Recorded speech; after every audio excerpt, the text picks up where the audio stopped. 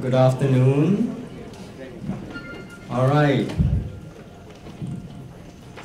Okay, can we have the, we're going to start right now. Okay, great. Good afternoon, everyone. Welcome to Singapore Stanford Biodesign's Special Lecture by Mr. William Hawkins, CEO of Immucor and ex-CEO of Medtronic. My name is Ray. I'm the Program Director of Singapore Stanford Biodesign. So thank you for joining us today, despite the weather conditions outside. So we're really glad that all of you could still make it, despite the situation outdoors.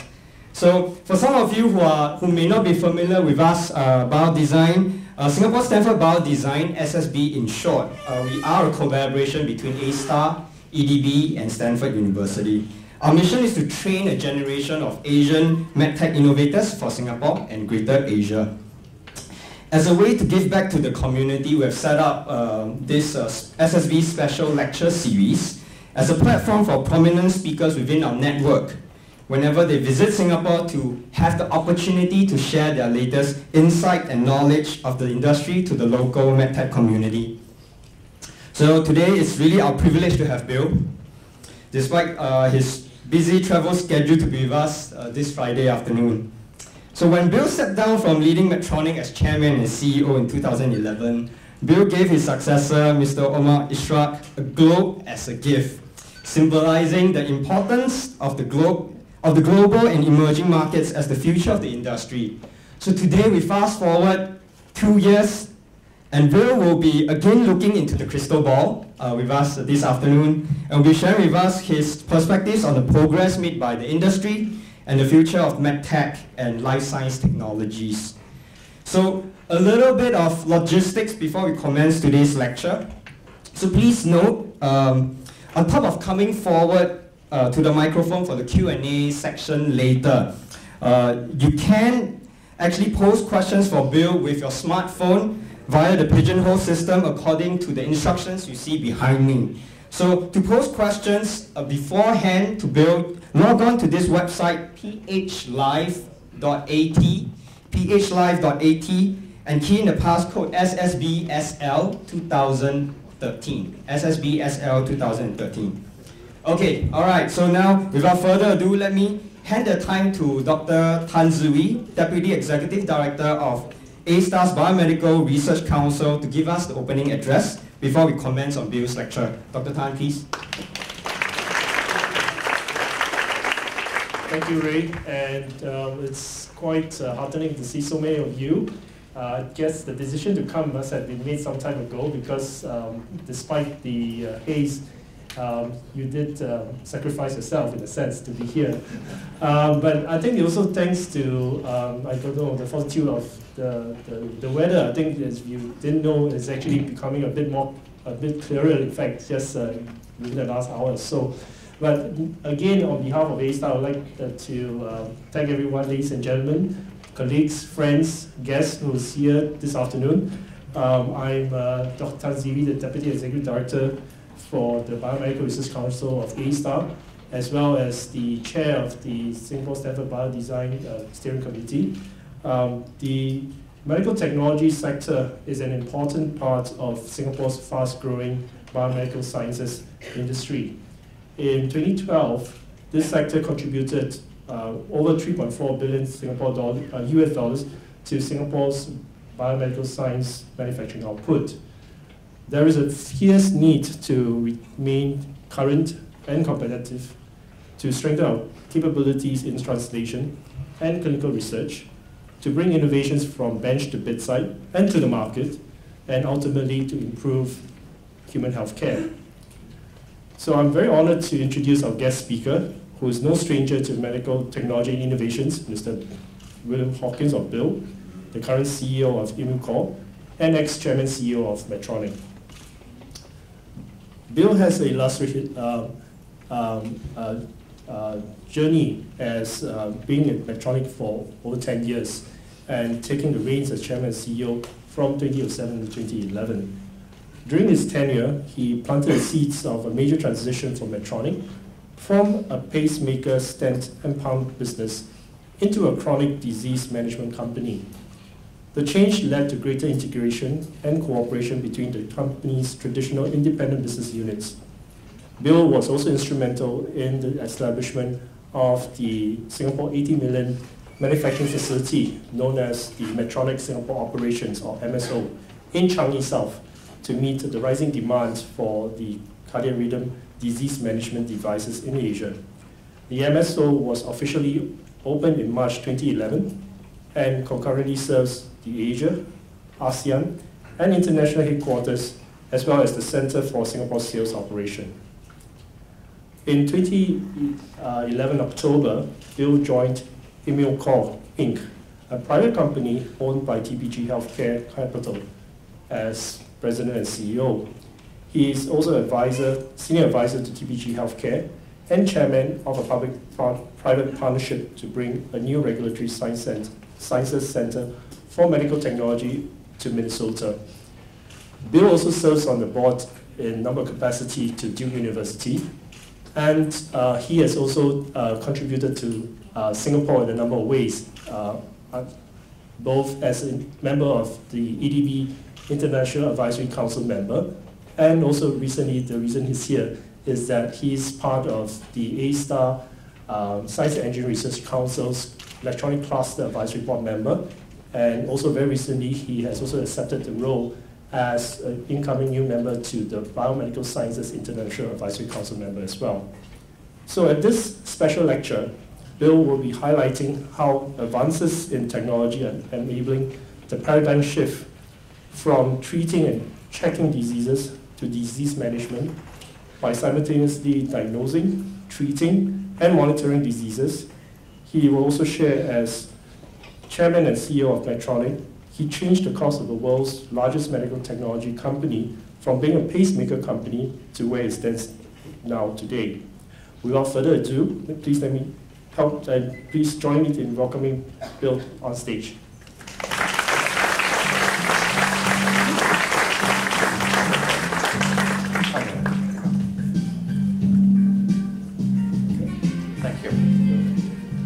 Well, thank you very much for that kind introduction. It's great to be in Singapore. I have been coming to Singapore now for a number of years, and I have to tell you though, I don't want to jinx myself, because the last time I came to Singapore, and I was returning home, and I live in the States, and as you know, it's hard to get to Singapore without flying through, say, Narita. And so I was flying home, and it happened to be on March 11th, 2011.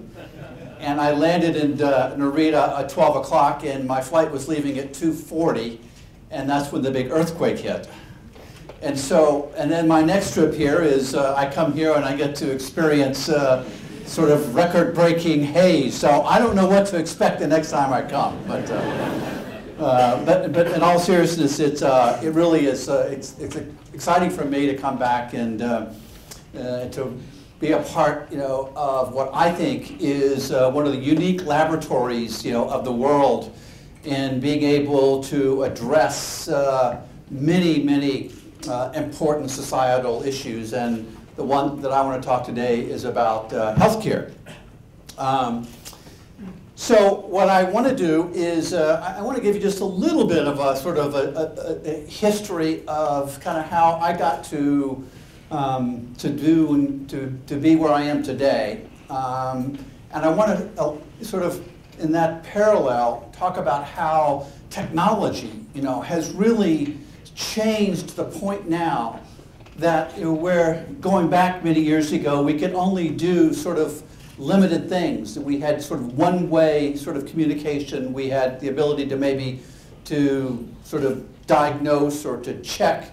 And then over the years, technology allowed us to do more than just diagnose, but to intervene. And now we have the ability to put systems together to not only to diagnose and to treat, but to monitor and really better manage diseases going forward. So, let me see if I can get this to work here. Oops, I got it. So I started my career after getting a degree in biomedical engineering in 1976 and I went to work for a very small company that nobody in this room has ever heard of, a company called Carolina Medical Electronics.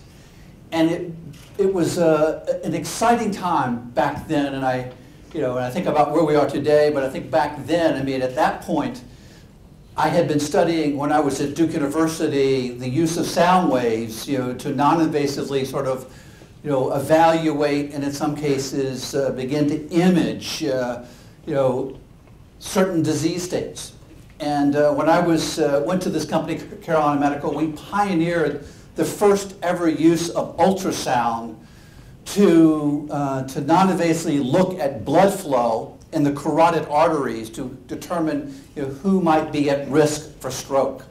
I mean, and this is kind of a crude sort of illustration, of this technology where, it took half of the room to basically just generate sort of pulse Doppler to be able to then look at flow in the carotid and determine if there was a frequency change which would indicate a higher flow, which may indicate a narrowing in the vessel, and then that would sort of lead us to understand whether or not that patient may be at risk for something happening in the carotid artery. And from there, I had a long journey working with great companies like Eli Lilly, who was a pharmaceutical company in the 1970s, but then moved into basically expanded their vision from being pharmaceutical to being a life sciences company. And I was there, as we acquired a series of companies and basically built a company called Guidant, which today is now a part of Boston Scientific and Abbott. I then had the opportunity to get involved with the early days of laparoscopic surgery when I went to work with Johnson & Johnson. And they were developing the first sort of keyhole surgery tools in competition with a company called US Surgical. And then from there I went to work for a company called American Home Products, who had a portfolio of companies, one of which was in the ophthalmology space, a company called Storrs, others that were in more of the general surgery space. And then I did a startup in 1998, something I'd always wanted to do. I actually went to work with a group of cardiologists, and we figured out how to use radiation, radioactive seeds, and deploy them through a catheter and going into the coronary arteries to try to prevent the incidence of restenosis, following the deployment of a balloon or a stent. And of course, now today, that field is changed dramatically with the evolution of drug-eluting stents. And then in 2002, I went to work, for Medtronic, and I had the opportunity to really be a part, of a company that has, in many cases, changed the course of medicine around the world. This was one of the world's largest platforms, a company that at that point, had grown from being more than a pacemaker company, but had grown to be a company that was treating degenerative disc disease. They were in the diabetes field. They were in the surgical technology space. So they had really become much, much more than just a pacemaker company. In 2011, I actually, after 30 plus years in the industry and 10 years at Medtronic, made one of the toughest decisions of my career, and that was to step down from Medtronic. After having been there for 10 years, and part of the thinking was that I think that sort of 10 years in one job is long enough, and I'm a believer that there's real value in sort of bringing fresh sort of ideas to the table. And so I retired, at the end of June of 2011, and flunked retirement. I hadn't intended to fully retire, and ultimately, knew that I wanted to do something continue in the field of medicine, and I was very interested to work outside of a public company, but really work on the private equity model. And so I talked to a number of private equity firms and ended up going to work for a company called TPG, which actually has almost as much invested in healthcare as the Medtronics and the Johnson & Johnsons of the world. This is a company that has over $50 billion, of equity, and one of their largest investing areas is actually in the life sciences field. And you can see some of the companies that we actually, have either complete ownership for or part ownership for. The surgical care affiliates, the Quintiles, the Biomets of the world. And really then what sort of sealed the deal for me was I was working with them and partnering with them to essentially look at sort of where sort of the puck was going to be, and I became very interested after having been on the therapeutic side, to really do something more on the diagnostic side, because I felt like that one of the real sort of challenges for healthcare, and one of the things that was really causing healthcare's cost to escalate, was the fact that we hadn't invested enough on the front end to determine who really might benefit from the technologies that we had invented and innovated that could actually fix things. But in many cases, we were putting devices into patients without really the knowledge of whether or not those patients really needed that device. In fact, I often have used the example that even at Medtronic, we still today will put 100 defibrillators into patients, and only 20 of those patients may ever actually need that device. And so how do we figure out who are those 20 patients that are going to really will benefit from having an implantable defibrillator? So I had a strong interest in the diagnostic space, and working with TPG, we actually identified a company in Atlanta, Georgia, that was in the field,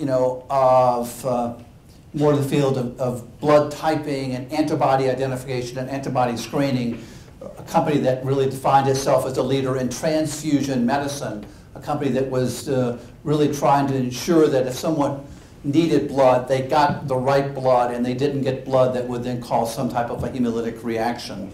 So I went to work for Immucor, which is today the world's leader in the field of transfusion and now transplant diagnostics. We recently acquired a company called LifeCodes that uses some of the same technology we have for blood typing, for doing tissue typing, to being able to determine if you're going to get an organ transplant, to make sure that there is a compatibility between organs. So that's a little bit sort of the journey that I have been on. And now what I want to do now is to really talk about where I think the future of medicine is going. As I mentioned, if you think sort of in the beginning of medicine, we were limited to what we could do by the technology that we had. In fact, if you go back to the very, very early days of medical technology, we had devices like stethoscopes that could basically allow you to listen to the heart. There was not much you could do, but you could at least hear the heart. We had x-rays that could tell you, whether you had broken bones, and there was true technologies that allow you to set these fractures.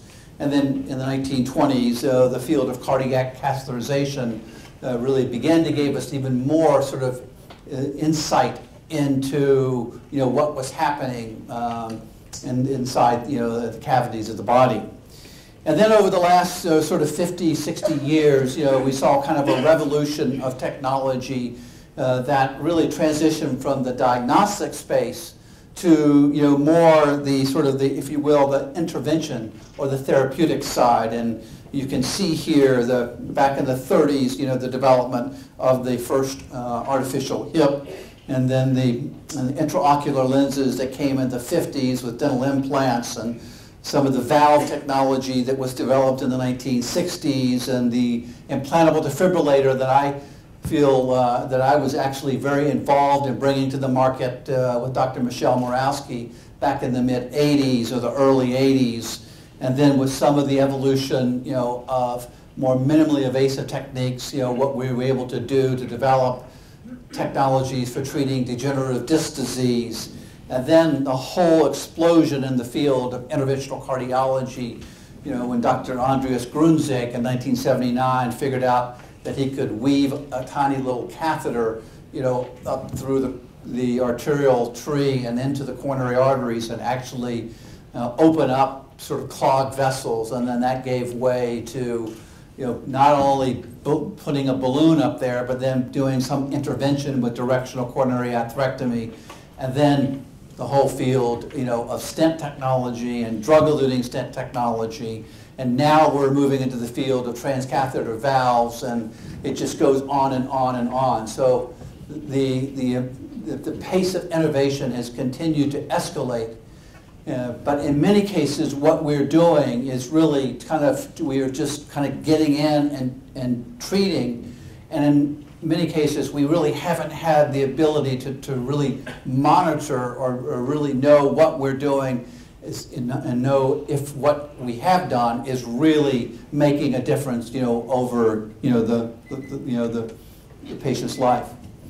So, what I'm excited about is this, if you will, this sort of evolution that's taken place with technology that is allowing us to sort of now integrate technologies that not only diagnose but intervene and then monitor, and then now with the capabilities that we have for wireless transmission to be able to transmit information real time to people, to caregivers that can now remotely monitor, and in the future, and not even in the future, but soon, giving patients information which will enable them to better manage the care.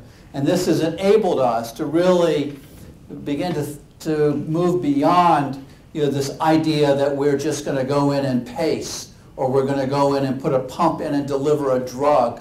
But think about now, not only just the delivery of a drug, but having the technologies to understand whether that drug really is having the intended therapeutic effect, and being able to have sensors to monitor the impact of that drug, and to be able to then provide information that will enable you to better manage care.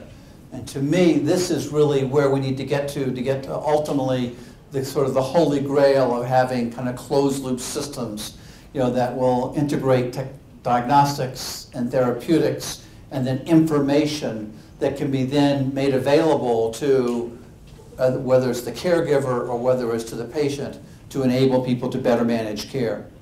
So what's changed? I had the privilege the last few days to sit through a lot of presentations highlighting the incredible work that's going on here, at A-STAR and CERC within Singapore, and seeing what we're doing, what the capabilities that we have now with data storage, the kind of processing speeds that we have, some of the advances that we're making in sensor technology, the ability to be able to now encapsulate sort of power into small battery configurations that will enable us to implant devices that can function for not just hours or days, but months and years. And then some of the things that we're doing in terms of this, just developing ways for protecting information through secure networks. So this array of technological evolution and change is now enabling us to do things in terms of better managing care that we've never been able to do in the past. So I want to kind of profile a couple of areas. I want to talk about what's happened in the field of diabetes, what's happening in the field of heart failure, and then give you a sense of where I think the real exciting sort of future is in terms of these information that can then be made available to patients and allow patients to be much more involved in the sort of participation in the management of their own care. But if you look at, again, just what we've been able to do now with the advances in technology that allowed us to shrink, the pacemaker that used to be the size of a hockey puck. In fact, the pictures that I showed you of Medtronic when Earl Bakken developed the first pacemaker in 1957. I mean, it was essentially an external box, that a child would wear around their neck, with probes going through the chest to temporarily pace, a patient. And then when Wilson Greatbatch in 1960 actually figured out how to encapsulate sort of a battery and capacitor, if you will, or battery technology in a silicon sheath, and made the first implantable pacemaker, which then was licensed to Medtronic. You know, that sort of technology early on was large and very limited, but with just the advances that we've made and being able to reduce the size, you know, of the components and put more power into smaller packages, improve the sensor technologies, we've been able to see the size of pacemakers go from the size of a hockey puck, you know, to something that is basically so small that you can't even really notice that it's implanted. And the future is going to be in these tiny implantable pacemakers that are actually not outside the heart, but are actually inside the heart. You know, the little bullets that will be implanted into the chest wall or into the ventricular wall that will then function, you know, as a pacemaker for that particular patient. So again, what's enabled some of this technology, these capabilities? I mean, it's the advances that we're making in sort of low power electronics, some of which we saw today. You know, what's happening here in Singapore, the battery technologies, the ability to use new sophisticated battery materials that can give you energy in smaller configurations that last, you know, for years. Pacemakers today will last for upwards of 8 to 10 years. And then, you know, some of the new sort of integrated chip technology that can be made in different configurations to conform to the size of what you're trying to do. So it's these kinds of breakthroughs in technology which are enabling us to do things that we couldn't do, you know, even 5 years ago. Nanotechnology as well. MEMS technology has enabled us to reduce the profile, you know, of some of the working parts, and again, to be able to make them small enough that we can implant these devices in many parts of the human anatomy without causing any, you know, unintended sort of side effects. Battery technology, again, the future for pacing is going to be in the ability to take, you know, a pacemaker, a device today that is the size, you know, of maybe something that's sort of like this, and make it very, very small that can be implanted underneath the skin or into the heart. You know, what you see here actually is, you know, a tiny little device called Reveal that Medtronic manufactures, that is a subcutaneous sensor for monitoring heart rate and looking at heart rate variability to be able to determine, you know, whether patients are at risk, you know, for some type of a cardiac arrhythmia. And these devices are now, you know, so small that they can be just slid underneath the skin, and they can monitor and then communicate real-time information to remote caregivers.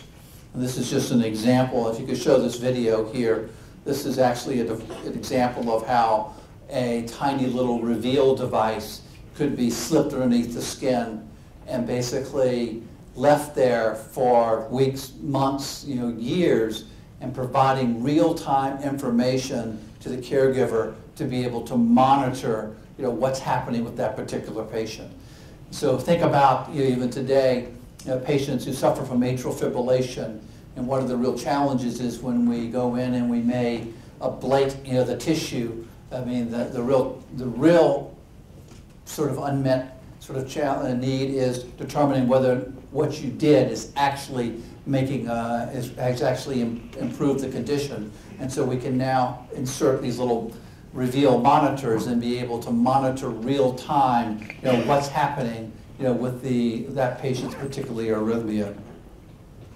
You know, one of the other areas that I'm very excited about is this, again, that's been enabled by technology, is the whole concept of being able to put a chip on a pill, and the ability for drug manufacturers to determine whether or not patients are complying with their therapy. And this is starting to happen, you know, as this company Proteus, which is a Silicon Valley based company, is working with the Novartises and the Mercks of the world to really take, you know, again, silicon chips and that are very granular size, and putting them onto a pill that you would swallow that would then give you, that you could then extract real-time information as to whether or not, that patient, had actually complied, with taking their beta blockers or whatever else they were doing. So I want to show a video which I think that I saw recently, and I think illustrates what I think is the real power of some of this advances in technology that are going to enable us to be able to print, if you will, electronics onto sort of flexible surfaces and enable you to then make sort of active devices rather than some of the passive devices that we've made in the past, putting blood pressure sensors on balloon material to be able to monitor real-time blood pressure, looking at pulmonary artery wedge pressure or other pressures that have real clinical significance. So let's watch this video. It's about a 5-minute long video, but I think it gives you a glimpse of where we're going with the integration of technology and being able to really give people real-time information.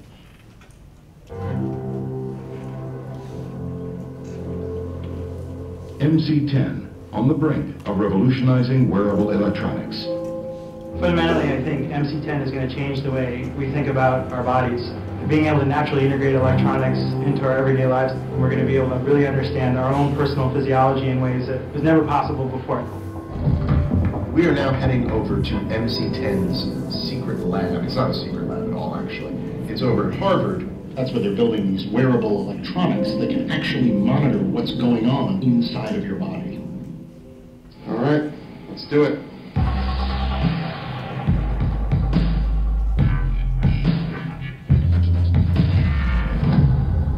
Welcome to the MC10 clean room here at Harvard. Thank you. This is really exciting. I feel like I'm in like a NASA facility. Can you tell me a little bit exactly what is going on here? If you think of the tremendous innovation in the electronic space, things have gotten smaller, cheaper, and faster, but they're still fundamentally boxy and rigid. What MC10 is about is taking the electronics and allowing them to conform to humans. So what are you making here? We manufacture and pattern the electronics themselves here. Right, so microchips. Is what Microchips, okay. right. The Semiconductor can chips. Yeah. The semi process is really about putting down different layers. So it's like a cooking show almost. I mean, it's like you start with your dough and then you... Yeah, more or less. Pizza. You're adding different ingredients, you're removing some ingredients. Textbook? Yeah. Right. So you can see some of the patterns that are beginning to form. You can see some island-like blocks, and then you can also see some spring-like interconnects at the side, and those are used to give the system stretch. Hi, Ben. Hey, welcome to MC10. Thanks, man. Yeah, I can actually take you through some of the background on our technology. This substrate limits what you can fundamentally do with electronics. MC10 takes the intelligence out of this and makes it soft and bendable. Oh. So think about... Thin. Not thin. That's right. So thin. Step number 2 is... Okay. Thank you. That's what we're about, structural electronics. And the last idea... Okay. allows you to build intelligence between those pieces of thin silicon. You've got bendable with stretchable. You can start thinking about entirely new form factors for electronics. I'd love to be able to show you some real live working examples. I would love to see them. Let's go. All right, I'll follow you. And I'm going to ask you to wear this. This is an example of what the future of wearable sensing is going to look like. So if I can ask you just to put your wrist right here. The BioStamp is a proprietary piece of electronics that sits naturally on the body and provides information about anything from your temperature, your brain activity, your heart rate, your muscle activity, and the combination of those pieces of information allow us to understand better what's going on with our own human physiology, make better decisions about our own health care, and ultimately lead healthier, longer lives. It's kind of interesting, you know, the implications of the technology that will collect all this data that's going on in your body, which, you know, on the one hand has a real potential for changing all kinds of, you know, medicine and healthcare. I kind of wonder a little bit about, like, my insurance company. They sort of discover that, you know, that's scarfing down T-bones like at the rate of 3 a week, and they decide to cancel my coverage. What makes your operation unique is this ability to transfer this into something that is stretchy, that is flexible. We may be wearing either on our skin or on our clothing or perhaps even inside our own bodies what does that mean for healthcare? What does that mean for patients, for doctors? You want it to happen in the background without thinking about it. It's got to be mindlessly simple. And the idea of having continuous pickup of information is you can get access to healthcare only if and when you need it. You are clearly in a development stage right now. Sure. Tell me a little bit about the steps from here to mass-produce a product. Clearly, we've done some excellent prototyping and gotten the attention of some world-class partners. The next step is really to finish developing the products for those targeted customers. We're doing some interventional medical devices with partners like Medtronic. So on the consumer side, in sports and fitness, there's a huge amount of focus on both optimizing performance, but also reducing the risk of injury. So our CheckLight product with Reebok is a great first example. It's an impact indicator for contact sports. While it's not a diagnostic for a concussion, it acts as an extra set of eyes on the field. I'm looking forward to going to check out their works next impact. Can you show me a little bit what you've been working on? Yeah, well, okay. Great. First, Sam, I'd like to introduce you to Isaiah. So can we see how this works? Yeah. Ow. I feel bad for the dummies. You have a yellow stands for a moderate impact. And I want to get that looked at. Exactly. The idea is to give you data where you never had data before. Isaiah, you played in the NFL. You said you sustained, was it 7 concussions? 7 concussions, yeah. Those were diagnosed, right? Diagnosed. Those are the ones I couldn't hide. And so that's something about being an athlete, right? Yeah. I mean, you're not necessarily motivated to say, I've sustained a concussion. There's an emotional investment of getting your place on the field and spending that time on the field. I want to play, play, I want to be out there. I want to be taken out of the game. Exactly. Being able to change that behavior, keep your head out of impact in whatever sport you play. Right? And that is the real powerful thing that we have seen with the CheckLight. So we're looking in this case at a hockey setup, but obviously this has applications to other sports. We can demonstrate a little boxing with you. It's on. Sam, has it triggered yet? Oh, he's getting right with the last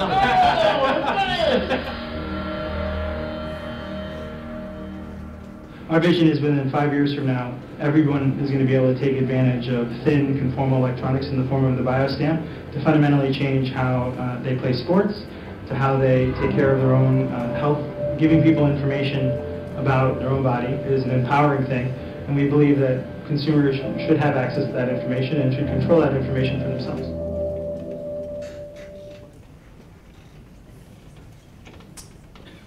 So, I mean, it's basically here. This technology is really beginning to get to the point where we are going to be able to make wearable sensors and put sensors on balloons and put them into the cavities of the body to be able to monitor real-time information, which will help to better manage care.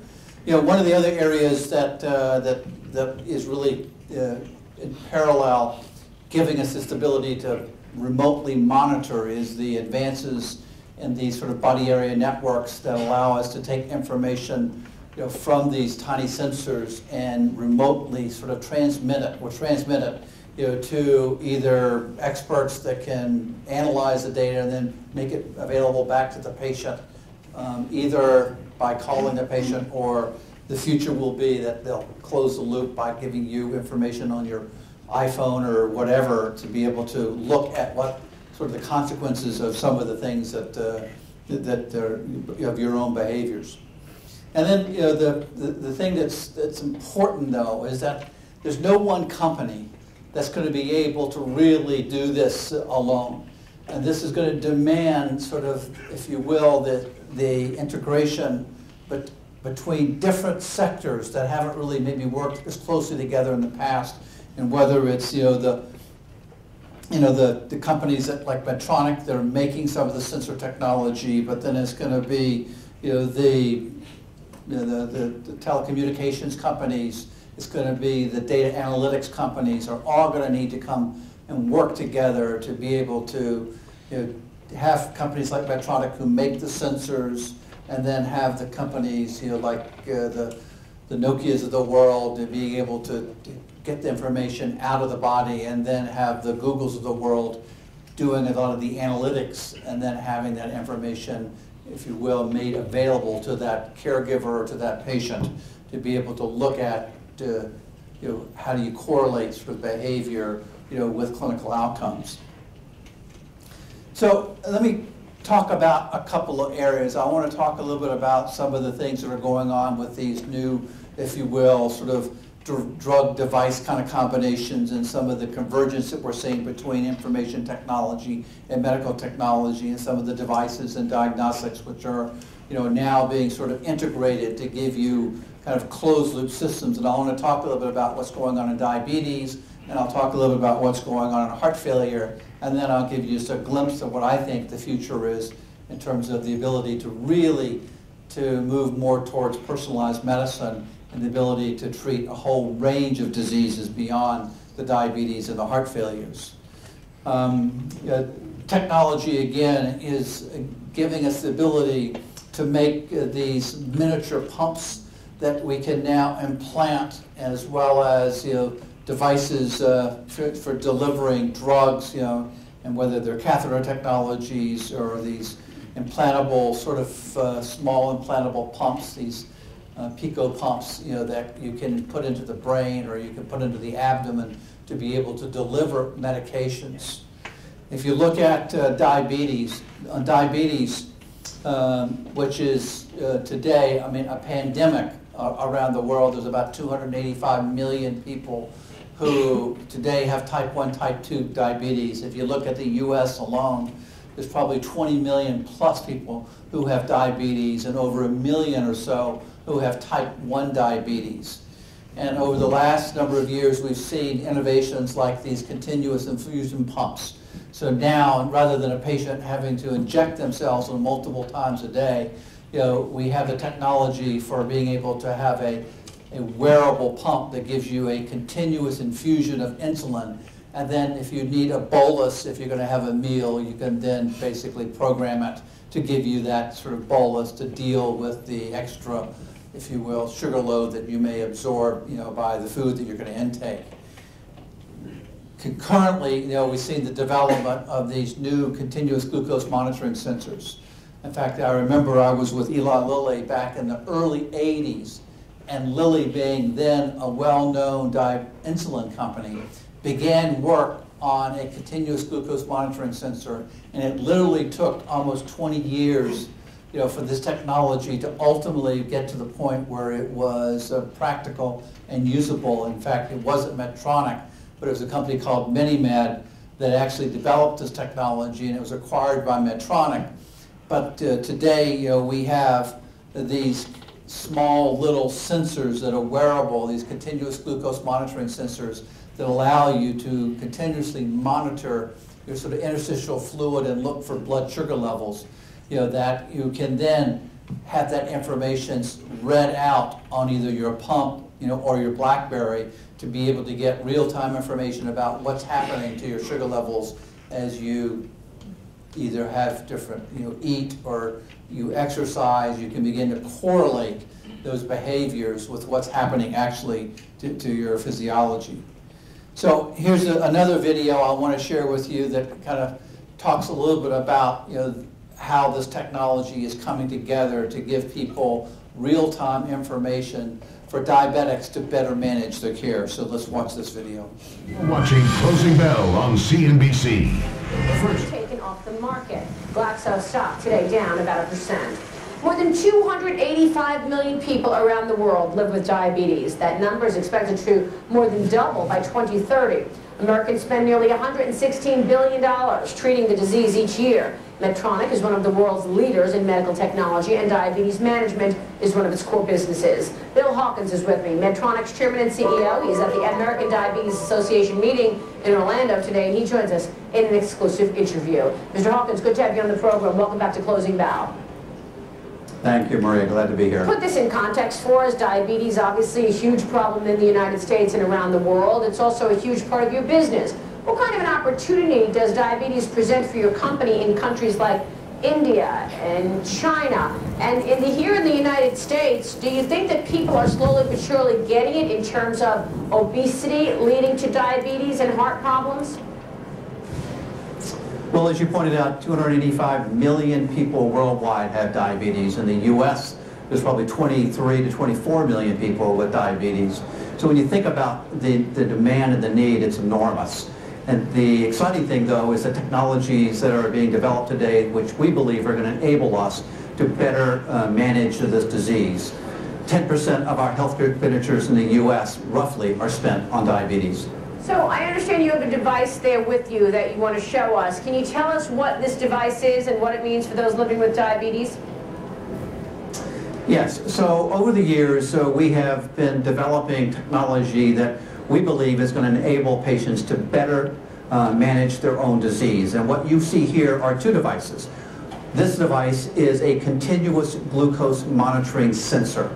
So what this does, this enables you to real-time monitor your blood sugar levels. You put this on your stomach, and this little device has a little needle that goes into your stomach, and it's monitoring the fluids and measuring the blood sugar levels. There's a little radio built into this device, and this radio communicates to this pump. And so you have a pump that's placed on your side, and it has a little set that actually is delivering insulin into your body. And the information from the sensor is then displayed on this pump. And therefore, what you now have is you have an open loop system. You have a sensor monitoring your blood sugar levels, communicating it to the pump, and you can see what's happening with your blood sugar levels as it's displayed actually on this pump. So this information is now going to enable patients to have better information to better manage their diabetes. Well, they'll know right off the bat where their blood sugar level is, and then obviously make the appropriate decisions to monitor that and to put it more in line where they need it. That's right. I mean, this is which is to me so exciting, is the fact that you now can give patients information for them to be able to get more engaged in the management, of, in this case, diabetes. And so they can correlate what they eat with what's happening with their blood sugar levels. Technology has truly been among the change agents in your business. I was talking to someone from GE Healthcare just the other day, and they were telling me about the V-chip that they've devised, which of course is a mobile ultrasound machine for women in India to do breast exams because they needed it in a smaller version. So can you talk to us a little about how technology has enabled some of these amazing technologies and really advancements in healthcare? Technology is really changing the business quite dramatically, isn't it? It really is. I mean, Medtronic was started in 1949. In 1957, we developed the pacemaker. And if you think about what pacemakers have done for patients around the world who suffer from different cardiac arrhythmias or heart block, and these devices are now being used in China and India and markets around the world. Is that where the growth is? Is that where the growth is? Pardon me, sir. For your business, it's outside of the United States? Absolutely. Today, about 7% of our business is in the emerging markets, the Chinas, the Indias. We expect that to triple within the next 5 years to over 20% of our business. This last year, our business grew outside the U.S. 13%, and in the emerging markets, it grew in the 20% plus range. And real quick on the broader pipeline that is exciting for the bottom line at Medtronic right now? We have a number of new products, things like MRI-safe pacemakers. We have a new biologic for treating people with degenerative disc disease. We have a new device to treat. That's good. That's just enough. I always so that's a little bit of one example is on diabetes. Another good example is looking at heart failure. So heart failure, I mean, today is costing society billions and billions of dollars. And again, if you look at just the incidence in the U.S., there's probably 500,000 people in the U.S., 4 million people worldwide. There is, 1 million plus hospitalizations that take place. It's costing the healthcare system in the U.S. alone over $26 billion. So this is, another sort of disease that, with the aging of the population, is causing healthcare systems an enormous amount of money, and it's obviously, a significant cause of death.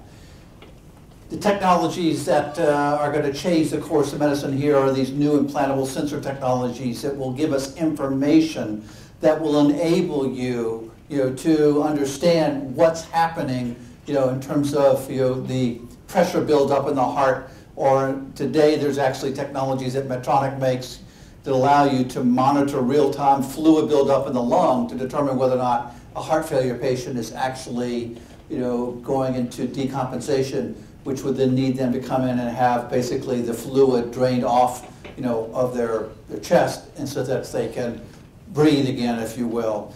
Now, this is an example, of, again, what we can do with technology, the ability to encapsulate small sort of power systems and sensors into these little devices that can be implanted into the heart to be able to monitor real-time blood pressure. That would be information that could be used, by the cardiologist to be able to know whether or not that patient's either, the meds that they're on are working, or whether they need to change their lifestyle in some way, shape, or form. So this is a video. If you could just watch this, just gives you an example of how a technology like that could be deployed into the heart. So just turn the video on. So again, this is kind of this is actually a prototype that when I was at Medtronic that we were working on, and there are a lot of challenges to be able to get this ultimately into the marketplace, and still work is going on in this area, but it gives you an illustration of what we can do with technologies and being able to encapsulate these into form factors that can then be inserted into a catheter and then delivered, transvascularly into the heart, and to be able to then have that sensor there and then real-time be delivering real-time information. This is another example of another means for monitoring real-time heart failure. These are basically they're patches that you can wear that will give you information that can then be generated and then transmitted to an external caregiver, such that you can know, again, whether or not that patient, is either, they need to take their diuretics, they need to take their Lasix or whatever to be able, to prevent them of having to come back into the hospital and have the fluid drained off their lungs. CardioMEMS is a technology actually based in Atlanta, where I am, that has been working on an implantable sensor like what I showed you with Medtronic has, as well as the previous slide, to be able, again, to monitor real-time kind of blood pressures within the heart.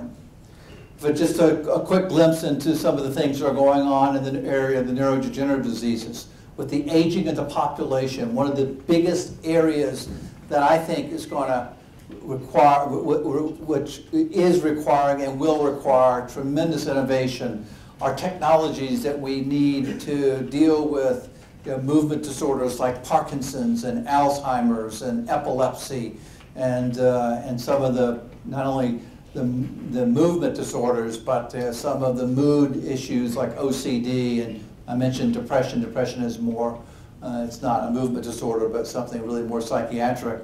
And we're today developing these technologies that allow us to actually put these tiny little pacemaker type devices into the leads into the brain that connect to these pacemakers, and to be able to monitor and to deliver signals that would basically tell the brain to not cause certain movements. And today we're already treating thousands of patients who have Parkinson's with these bilateral implants to actually prevent sort of this movement disorder.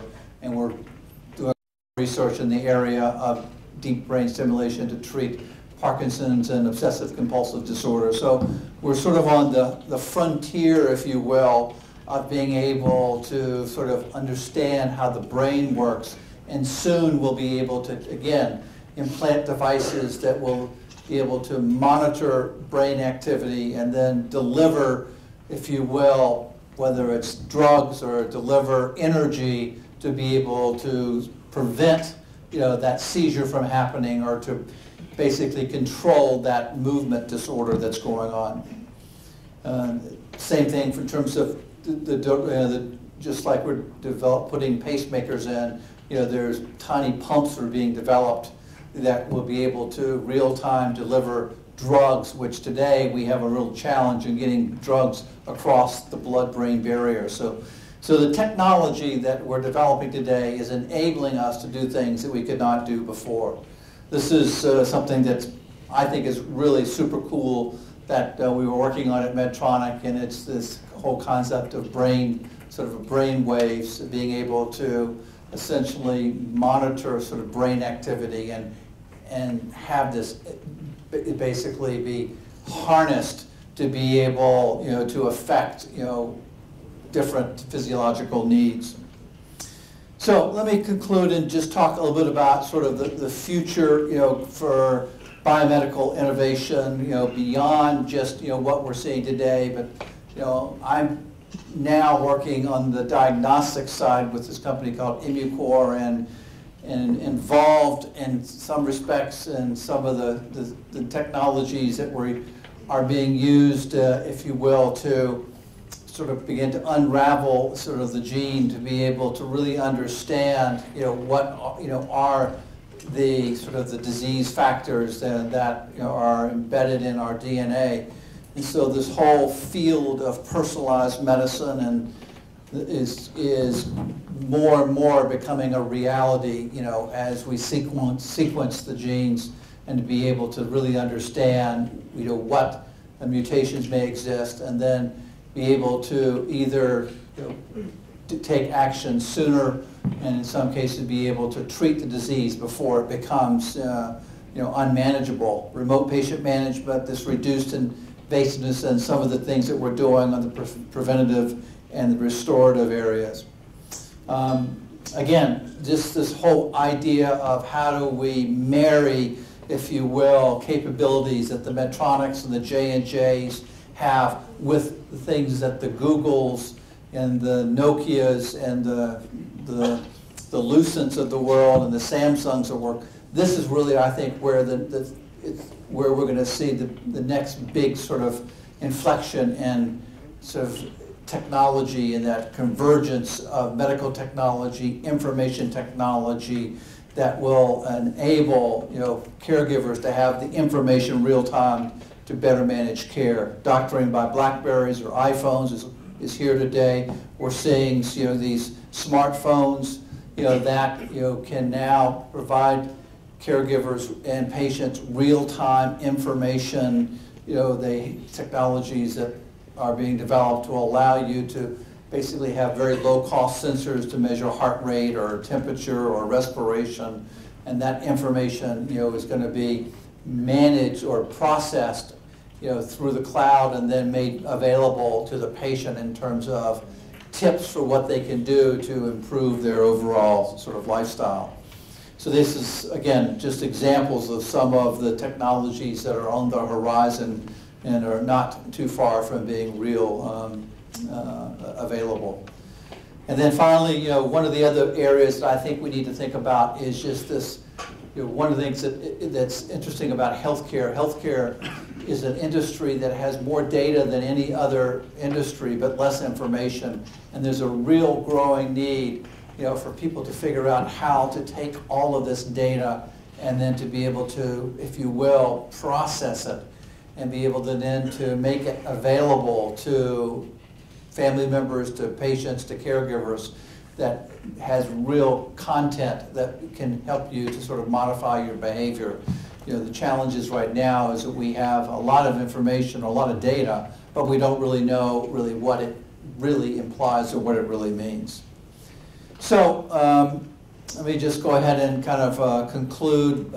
This is just a slide that talks about just the number of apps that are being developed today that are going to, again, give all of us sort of insight and information that will be useful for different for different reasons. This is a slide that I just saw recently, which I think again illustrates kind of the future of being able to embed sensor technologies in clothing, not only in terms of putting it into products, but we're going to be wearing clothing that's going to be monitoring kind of real-time physiological symptoms that's going to give us the ability to sort of modulate our behavior based on real-time kind of information. So finally, in summary, again, technology today and what I saw when I was here this week in Singapore, I mean, it's here. I mean, we now have the capabilities to be able to integrate sort of diagnostics, therapeutics, monitoring, communications, wireless technology that will enable people to have much more real-time information that can be used to correlate sort of behavior, with outcomes. Going forward, patients will be more involved in managing their own care. The last point I would make, and this was maybe we'll open it up for some discussion, is that all this sounds really cool, and it is cool, but the one thing that you can't lose sight of is that in healthcare, unlike other industries, this is a highly regulated space, and there's a lot of other things that need to kind of happen in parallel to the technology development to ensure that these technologies are managed responsibly, and as a consequence, we need to make sure that we have the systems to ensure security. We need to make sure that we have technology, the ability to ensure the robustness and the reliability over time, because we count on this information really, for life-saving purposes. And so there's still a lot of work that needs to be done, in those areas, and also on the regulatory front to ensure, to the regulators that what we're developing, really is robust, it's safe, it's reliable, and it's effective, over time. So with that, I will conclude and be happy, to engage in some Q&A. Okay. Thank you, Bill.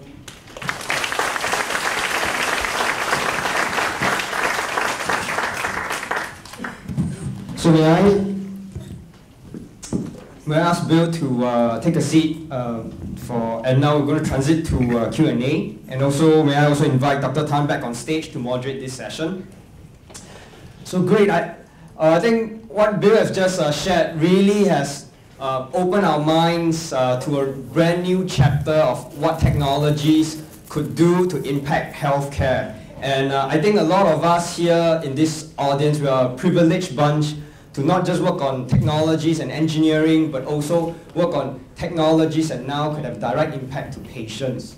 So I want to remind you that for this Q&A session, you can direct your questions to Bill, either from the microphones you see along the stairway, or from the pigeonhole system via a smartphone. So if you, again, to remind you, if you want to post questions onto the system, the website is phlive.at, and the password is SSB 2013. Okay, so now I shall hand the time back to Bill and Zui to moderate the Q&A sessions. Right. Okay, good. I'm on. So as you can, first of all, thanks a lot to Bill again for the what I say is the tour de force of what the device industry has gone through in the last few decades. And as you can see, devices have got a lot more sophisticated, and partly that has also been riding upon the advances of technology, especially in the electronics industry. However, of course, as you can recognize with advancing consumer electronics as you are having today, the cost component unfortunately didn't go down together, in fact got more expensive. Now we will be opening the floor to questions, and as you can see, there has been already a very active participation from the audience through the pigeonhole, and I think we'll take it, the questions as they come along. So I guess it's also alluding to your talk, Bill. What are the opportunities as you see with the increasing ubiquitous of smart devices, and how this can be further exploited by both the device developers, the healthcare providers, as well as even the patient themselves in improving healthcare delivery? So I absolutely think that you're going to see going forward people using their iPhones and their tablets, as a part of the overall system. But there's a lot of things that need to happen before they become ubiquitous. I mean, the fact of the matter is, one of the biggest concerns is security and making sure that information that is, if you will, proprietary to that individual, can't be sort of hacked or corrupted or in some way disturbed. So there's still a lot of work to be done to ensure that the consumer devices, have the same robustness that you would expect in a medical device. Now, having said that, I know the FDA actually recently approved a couple of apps that are based on certain iPhone technology. But I think this is absolutely going to be the future. I think, again, I talk about the diabetes example. It's not that far off that a parent, of a juvenile diabetic is going to be able to have the ability to monitor on their iPhone, what's happening with their child's sort of sugar levels as they're on the playground. And they'll have the ability to have alarms built in to their iPhone, and should that child's blood sugar levels either go high or low, that parent will have visibility and be able to then call the school or find a way to intervene sooner rather than later. So there's still work to be done, but this is clearly where we're headed. Okay. I think we have a person now. Yes.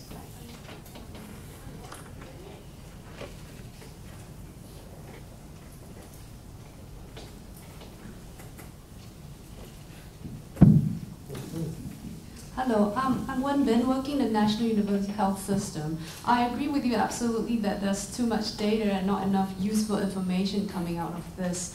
I want to ask, in your opinion, what do you see as the biggest events that's going to happen to enable, to truly empower patients and consumers to take care of their own health and to encourage that all this information from being integrated into the hospital system? Currently, the hospital IT systems and all that cannot cope with this data. They don't know what to do with it, and physicians included. There's too much data, they don't know how to interpret, how to use it. What is it going to take, and how long is it going to be? So I think it's going to be the Googles of the world and some of these. There's going to be different, maybe the Facebooks, the Googles, and who knows who's else out there that's going to find ways of being able to take information and have the clinical sort of oversight to be able to develop algorithms that will then be made available to the consumer in a sort of a patient-friendly way. There's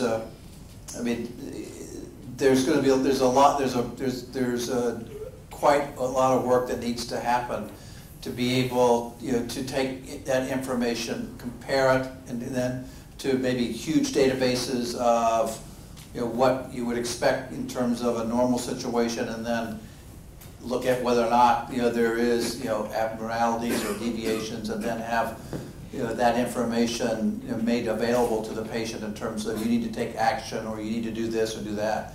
But I think there's going to be, again, there's going to be sort of a new class, of enterprises that will work with companies that are generating the information, and then involving sort of the combination of the leading sort of medical institutions, the Mayos, the Hopkins, the Cleveland Clinics of the world, the NUSs of the world, and the Googles of these organizations. I think will work with them to be able to then find ways of looking at patterns and looking at sort of this data, and then being able to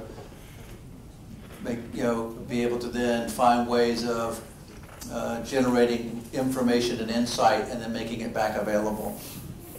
But perhaps the opportunity would be that there could be a lot of potential for healthcare analytics and the capability that comes from there as well, isn't it?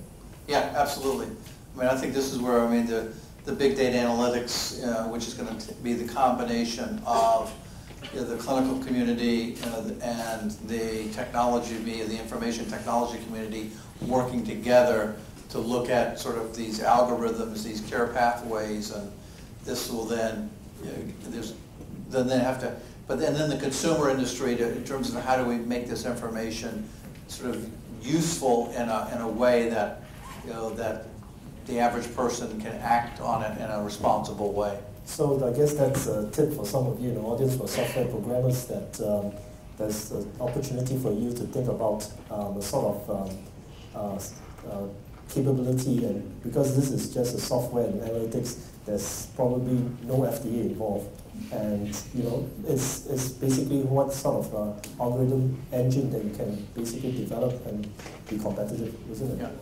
Okay. I think let's move to Pigeonhole again, and we have a number of members of the audience who have asked the question with regards to electronic. What is the biggest challenge for operating in emerging economies, and especially for electronic in China? Yeah, I think some of these markets like China and India sort of represent a tale of two cities. You have, a certain segment of the population that perhaps can afford some of the technologies that are available in the kind of the developed markets, but the larger market, that's emerging are the markets where you don't have the financial means, and the government hasn't made available reimbursement, to pay for these kind of technologies. And so the biggest challenge is going to be, how do we find ways of developing products that fit sort of the needs, of a much broader population, at a cost point that's affordable, to the general the general public. There is I mean, if you go to China today, you've got this premium technologies, and you've got these value technologies. And I think the bigger challenge is, is how do you kind of manage, that divergent customer need. So I think that's one. I think the other thing that, again, is just dealing with, again, increasingly, you're seeing countries establishing, some barriers to entry around regulatory requirements, and how do you, you study the product, as you develop new products, how can you cost effectively sort of establish the information that would support the clinical benefit and the economic utility of these products. So I think it's a combination of things, and the China's of the world is going to be, how do we develop products, to fit, this very large, growing kind of, segment of the population that really can't afford the kind of products that maybe the upper end of the population can afford. So making, again, products that are functional, that are reliable, but are at a much lower cost point. So I think that also answered another question from the audience relating to making products more affordable.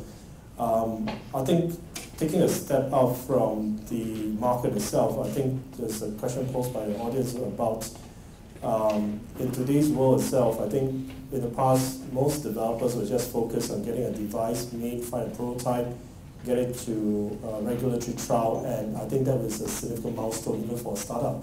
But as you rightly pointed out in the conversation yesterday, they have to start also look at the reimbursement process from the beginning as well. Can you share some insights on that? Yeah, this is increasingly important. I mean, the reality is there's only so many dollars to go around, you know, to pay for health care. And more and more, I think people are, I mean, you're going to have to demonstrate very clearly up front, not just the clinical utility, but the economic value of what you do. And you've got to make sure that there is, someone's going to pay, you know, for, you know, the technology that you're developing.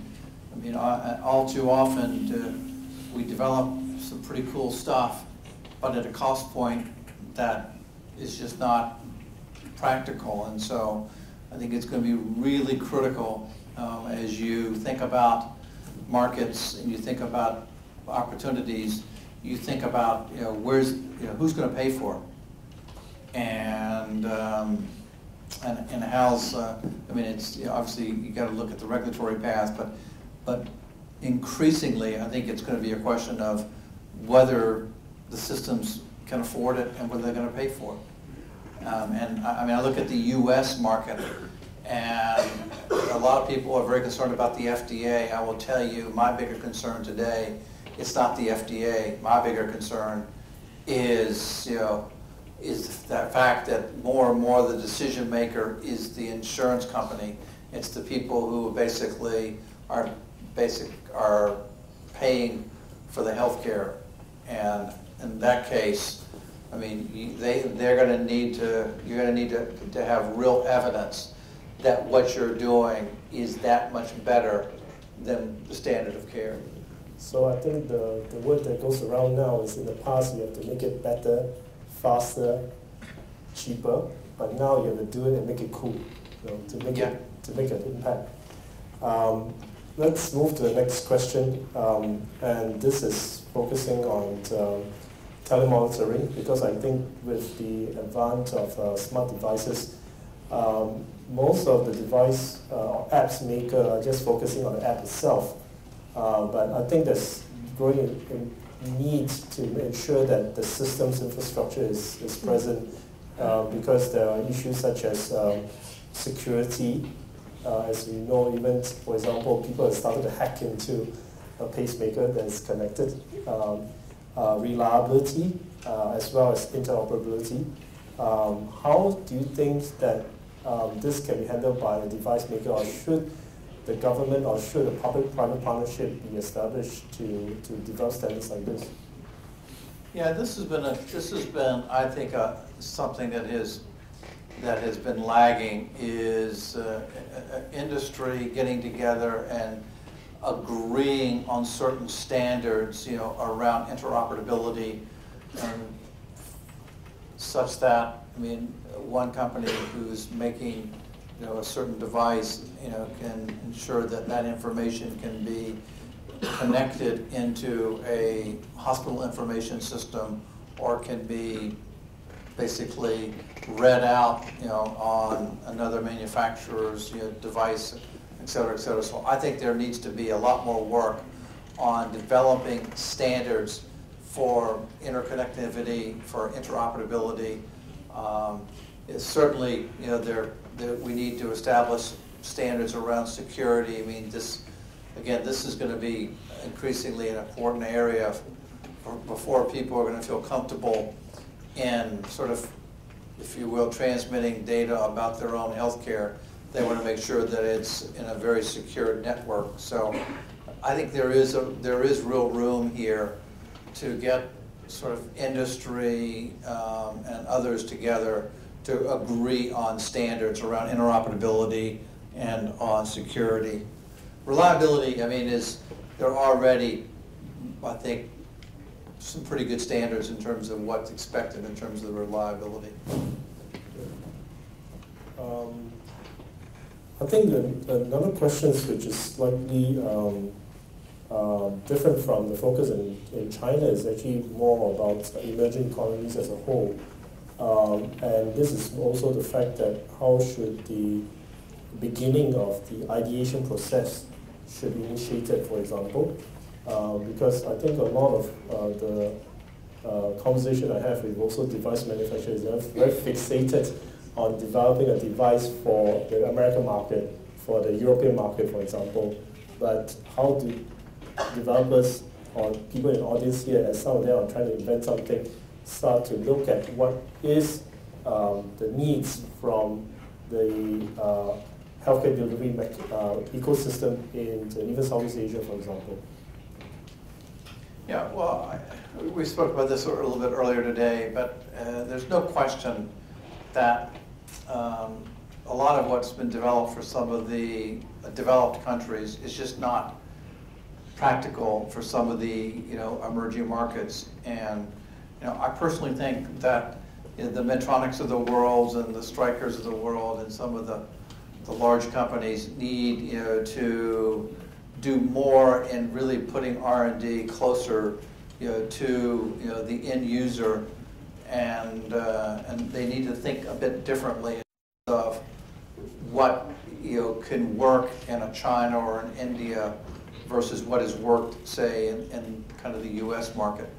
I think there's kind of a growing field of what they call frugal engineering, this idea of being able to really design, develop, and be able to manufacture products that can do basic have basic requirements and basic functions, but don't have necessarily, some of the extra things that are not necessarily critical to a patient's clinical needs. I'll give you an example. In the diabetes area, Medtronic has developed a great, they've developed a whole market for these continuous infusion pumps. But $4,000, $5,000 a pump. It's just not practical, for a market like China. But there could be. There is today some pretty, technology for making sort of smaller, disposable kinds of pumps, and these need to be. I think this is the kind of things that you should really look at what the needs are in these big markets, and start with a clean piece of paper and recognize that you're going to only be able to pay this amount of money, and take a whole different approach. And rather than having a wearable electronic pump, maybe you have a bellows that works and without some of all of the features of having kind of great display technology and all that, but something that really but delivers insulin reliably and over the appropriate period of time. Okay. There's a question here about the U.S. Environment, and also your opinion on the Affordable Healthcare Act. What is your opinion? Is that going to impact positively or negatively the state of medtech innovation in the U.S.? Yeah, we've already seen a pretty significant impact over the last few years. The uncertainty in the U.S. market, with both what's happening with the Affordable Care Act and what's happening with the regulatory agencies, I think has created a real opportunity, quite honestly, for countries like Singapore and others to kind of fill the void that's currently exists in the U.S. The reality is the demand for what we do is not going away. With the aging of the population, kind of the changing of the demographics, diabetes and heart failure and some of these chronic diseases, the neurodegenerative diseases, it's only getting worse. So, I think this is a prime time, for countries like Singapore, and certainly we're seeing innovation coming out of China and to a lesser extent out of India. But I think that I think it's gonna. The U.S. is not gonna get resolved overnight, and so right now I think we've got to find a way to fill that void. I mean, there's a big innovation blind spot that's being created in the U.S., and I think this is an opportunity for markets outside the U.S. to pick up and to move forward. Just to move on, there's a number of questions on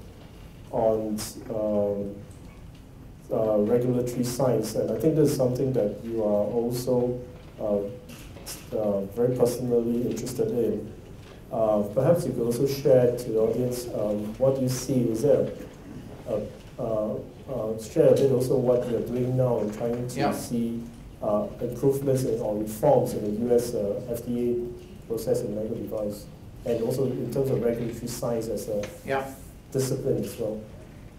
So, I, having been in the device industry for a long time and, had my fair share of frustration with the FDA and with the PMDA and MHLW and agencies around the world, and been concerned that the pace of technology sort of advancements is far outpaced, if you will, the ability of the regulators, to be able to effectively sort of evaluate sort of the risk, of medical technology, and it's given birth, I think, to the need to really invest in this field of what I call regulatory science. And so, I mean, I've been involved in the U.S. with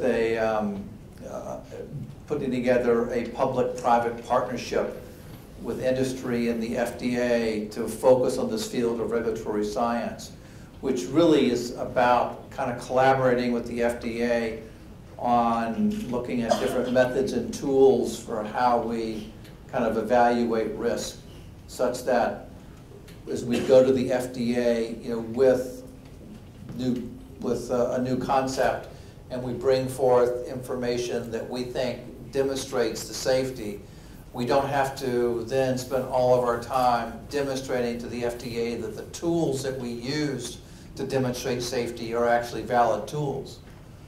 And so, I mean, I think there's a lot of work to be done in the field of regulatory science, and for us to not only think about the devices, but thinking about the methods and tools for how you test devices and how you evaluate sort of longevity and how you look at robustness.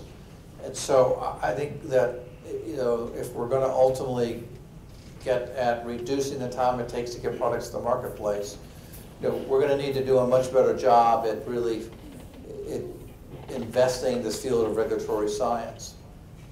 Okay, so I think in the interest of time, we'll take that as the last question, and we'll bring it back to Ray. All right. Thank you, Bill and Zui. So let's really give Bill another round of applause for today.